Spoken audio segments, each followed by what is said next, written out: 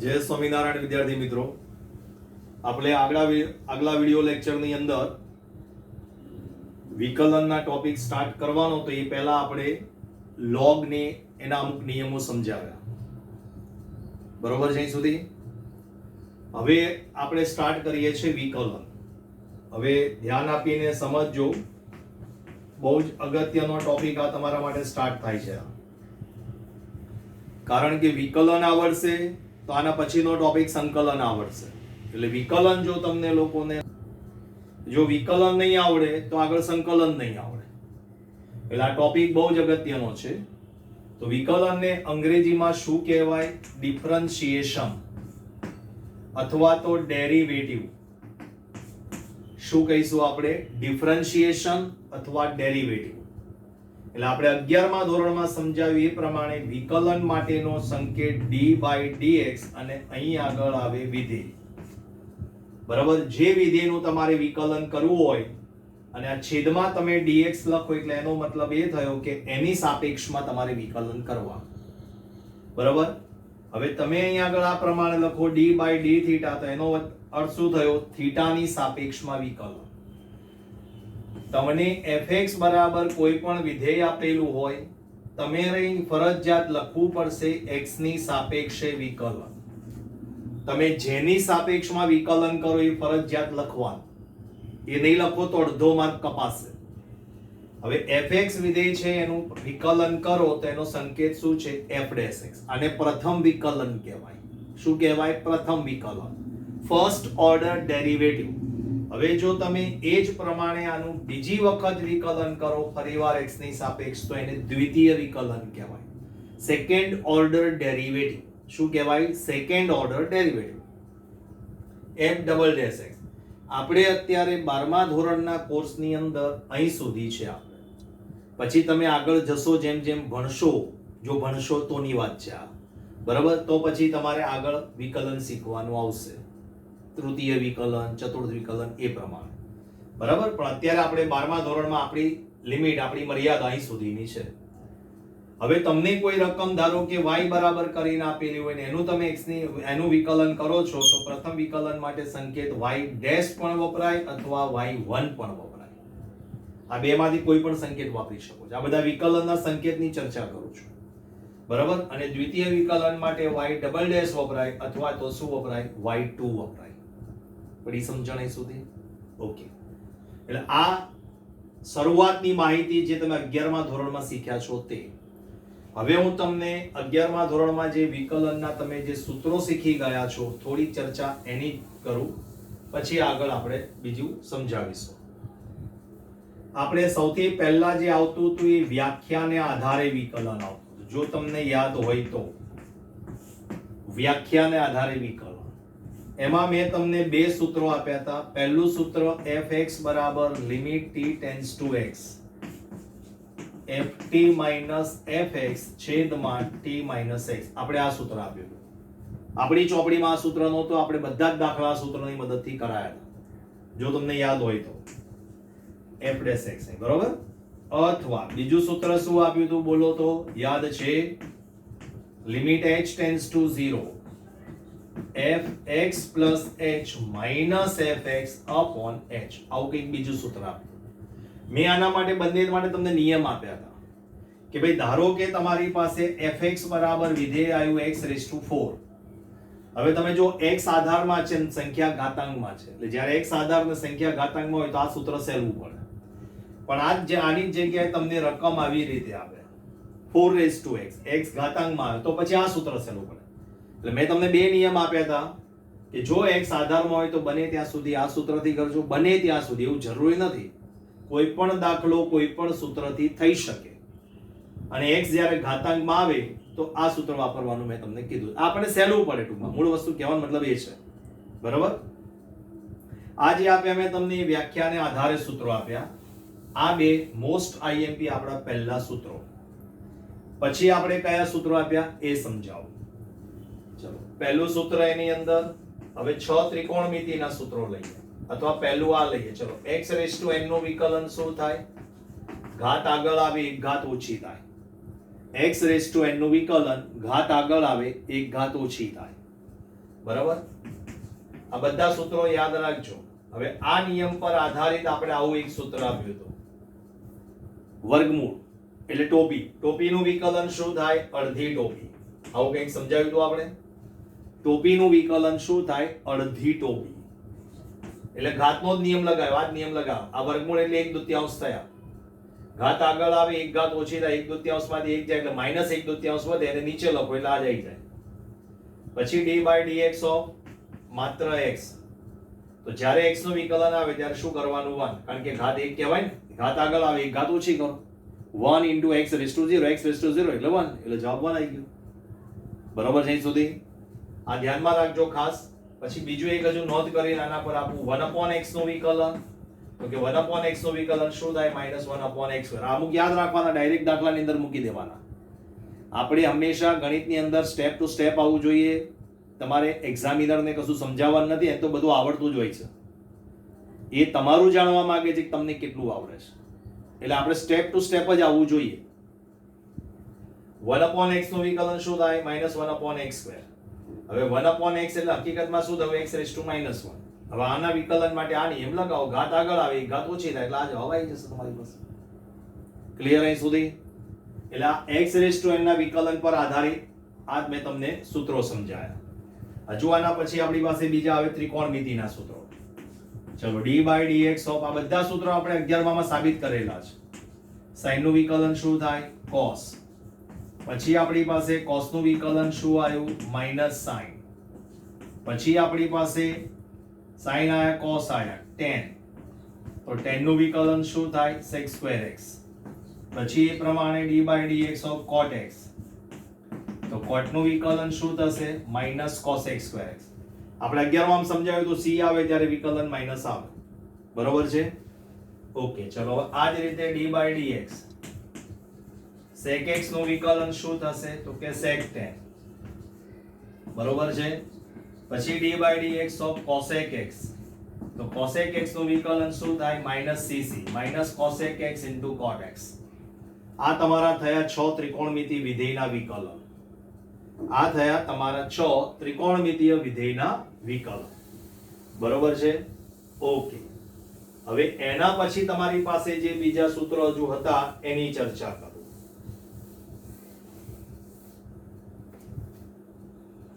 log x નું વિકલન. log x નું વિકલન શું થાય? 1/x. log x નું વિકલન શું થયું? 1/x. પછી આવું કંઈક બીજું સૂત્ર આપ્યું હતું, a raised to x. આવું કંઈક સૂત્ર હતું, યાદ છે? અને d/dx of a raised to x. તો a raised to x નું a raised to x into log a base e. a raised to x નું વિકલન શું થાય? a raised to x into log a base e. આ એનું વિકલન થયું. બરાબર? હવે એની જગ્યાએ e કરી દો તો એની જગ્યાએ e થાય તો e raised to x into log e base e. તો હમણાં જ સમજાવ્યું આપણે, તો આગલા વિડિયો લેક્ચરમાં ચર્ચા થઈ. log e base e, log માં જરા બંને કિંમત સરખી આવે જવાબ બંધ થઈ જાય. એટલે e raised to x આપણે કીધું તો નાત 12 છે એટલે એનું વિકલન એનું એ જ થાય. એટલે e raised to x નું વિકલન શું થઈ ગયું? e raised to x. બોલો ક્લિયર અહીં સુધી? સમજણ પડી ગઈ? હવે એક ઉદાહરણ આપું છું અને એક મારે પ્રમેયનું વિધાન સમજાવવું છે. તમારી ચોપડીમાં લગભગ 6ઠ્ઠો 7મો 5મો 6ઠ્ઠો પ્રમેયનું વિધાન આપેલું છે. fx બરાબર માનાંક x છે. ધ્યાન આપીને સમજજો. fx બરાબર માનાંક x છે. સમજાવું છું. હવે આપણે આ પહેલો ટોપિક સતતનો શીખ્યા અને બીજો અત્યારે વિકલનનો શીખ્યા. જોજો સતતની અંદર હું 0 આગળ લક્ષ ચેક કરું. Limit x tends to 0 plus fx. જો 0 પ્લસ fx હોય તો માનાંક x નો જવાબ x, લિમિટ 0. પછી limit x tends to 0 minus fx આવે તો માનાંક x નો જવાબ માઇનસ x. જવાબ શું આવે? 0. બરાબર છે અહીં સુધી? અને x બરાબર માનાંક x છે, x ની જગ્યાએ 0 મૂકો એટલે માનાંક 0, જવાબ શું આવ્યો? 0. જમણી બાજુ ડાબી બાજુ ને વિધેયની કિંમત ત્રણે જવાબ સરખાઈ ગયા. જુઓ છે કે નહીં? એટલે આ સતત થઈ ગયું વિધેય. ઓકે, હવે ધ્યાન આપજો. જે તમારી ચોપડીમાં નથી, ગુજરાત બોર્ડની બહુ જૂની ચોપડીમાં હતું, પણ તમારી ચોપડીમાં વિધાન આપેલું છે, પ્રમેયનું વિધાન આપેલું છે. બરાબર? હવે ધ્યાન આપીને સમજો. હમણાં જે મેં વિકલનનું સૂત્ર આપ્યું એ તમને f' x બરાબર વ્યાખ્યાને આધારે limit t tends to x ft minus fx છેદમાં t માઇનસ x આ આપણું સૂત્ર છે. હવે આમાં જમણી અને ડાબી બાજુ આવશે. જોજો આપણે 0 આગળ લક્ષ ચેક કરવું છે. 0 આગળ ચેક કર્યું છે આપણે એટલા માટે. પહેલા સૂત્ર બનાવો. ચલો f' 0 પહેલા સૂત્ર બનાવીએ પછી આ બે ભાગ પાડીએ. તો t ની જગ્યાએ x મૂકો અને x ની જગ્યાએ 0 મૂકો. f' 0 આગળ લક્ષ ચેક કરવું છે. t રહેવા દેશો તો કોઈ વાંધો નથી. પણ આ તો શું t ની જગ્યાએ x મૂકી દઈએ ને એટલે આપણે વિધાનમાં ફેરફાર ન કરવો પડે. fx માઇનસ f0 t ની જગ્યાએ x મૂક્યા x ની જગ્યાએ 0 મૂક્યા એટલે નીચે વધ્યું x. x માઇનસ 0 એટલે x. હવે આના ભાગ પાડો. ચલો હવે જમણી બાજુ અને ડાબી બાજુ. Limit x tends to 0 plus fx minus f0 x. અને જો તમે અહીંયા આગળ ડાબી બાજુનું લક્ષ લેશો તો પણ સૂત્ર તો આનું આ જ રહેવાનું fx minus f0 upon x. પણ ફેર ક્યાં પડે? લિમિટ m ની m. જમણી બાજુનું છે તે fx બરાબર માનાંક x એનો જવાબ શું લેવાનો? x. અને f0 તો 0 જ થવાનું. આ 0 છે લખવાની કોઈ જરૂર નથી. જવાબ આવી ગયો 1. જ્યારે અહીં આગળ શું થશે? ડાબી બાજુનું લક્ષ છે તો fx બરાબર માનાંક x છે. માનાંક x નો જવાબ માઈનસ x લેવાનો. f0 નો જવાબ 0 છે. ઉડી ગયું. મારે આ વસ્તુ તમને સમજાવી છે. એટલે તમે જે અહીં વિધેય લીધું આ જનરલ પ્રમેય છે તમારો. જો આ સતત છે પણ વિકલનીય નથી.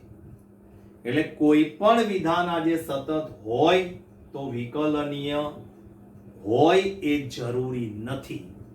જો આ સતત છે પણ વિકલનીય ન થયું. જો સતત હોય તો વિકલનીય હોવું જરૂરી નથી. પણ ઊંધું સાચું છે કે કોઈ પણ વિધાન વિકલનીય હોય તો એ હંમેશા કેવું હોય? સતત હોય જ. વિકલનીય હોય તો સતત હોય જ. આ પ્રમેયનું વિધાન પ્રમેય છે. પ્રમેયનું વિધાન તમારી ટેક્સ્ટ બુકમાં આપેલું છે. જરા ચેક કરી લેજો. ખ્યાલ આવી ગયો? એટલે આ પ્રમેયનું વિધાન અત્યારે આને ઉદાહરણ આપ્યું. એ કયું ઉદાહરણ આપ્યું? કે સતત છે પણ વિકલનીય નથી. આવું બીજું ઉદાહરણ પ્રતિપ્રમેય પણ લઈ શકાય કે વિકલનીય છે પણ સતત છે જ. વિકલનીય હોય તો સતત હોય જ. ખ્યાલ આવી ગયો? પડી ગઈ સમજણ? અહીં આગળ જો એનું એક ઉદાહરણ આપું. આ એક સમજૂતીનો દાખલો છે. fx બરાબર x sin 1 upon x x is not equal to 0 અને 0 x equal to 0. પ્રમેયનું વિધાન બોલ્યું એ જ છે કે x બરાબર 0 આગળ સતત છે એવું સાબિત કરો પણ વિકલનીય નથી. ધ્યાન આપીને સમજજો.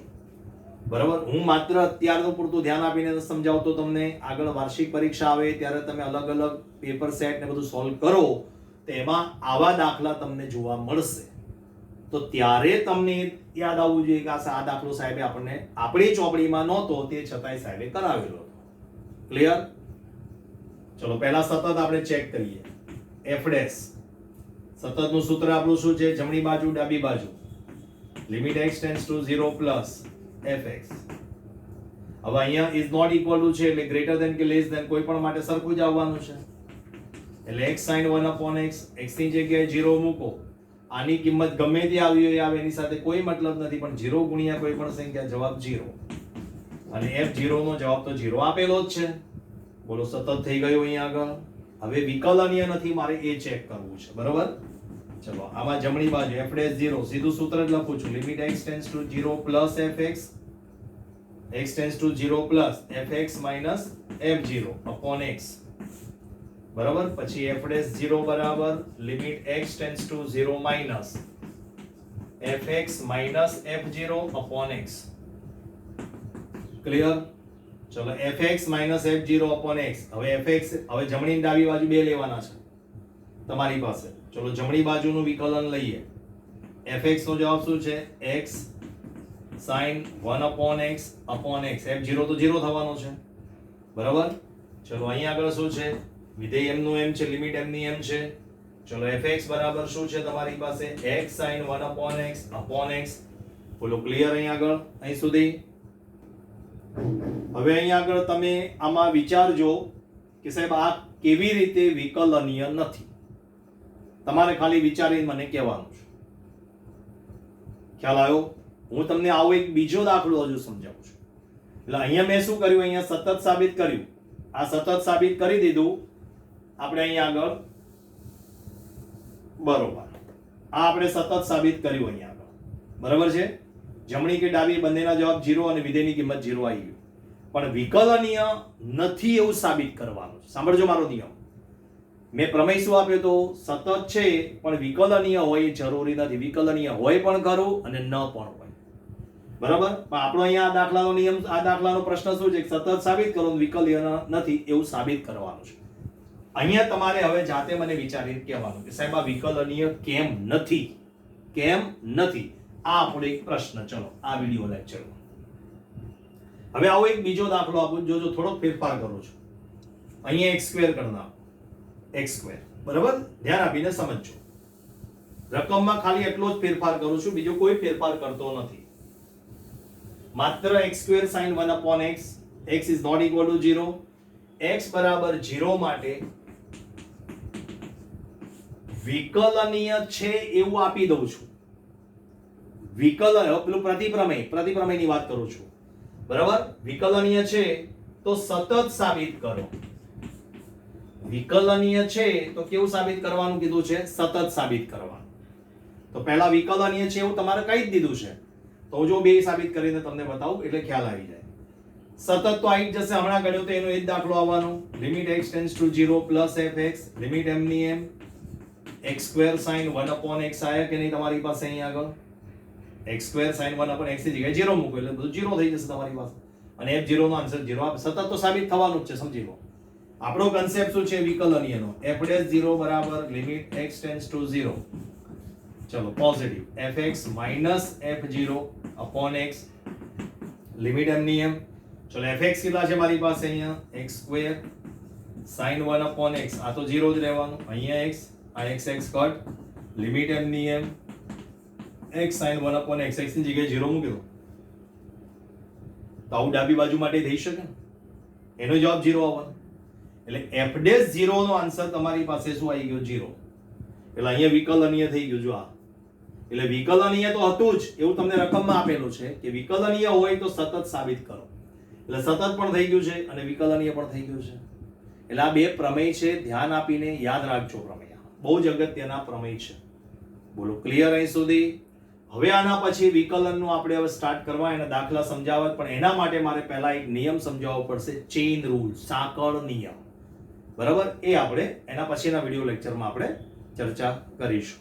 બરાબર? ખ્યાલ આવી ગયો સુધી?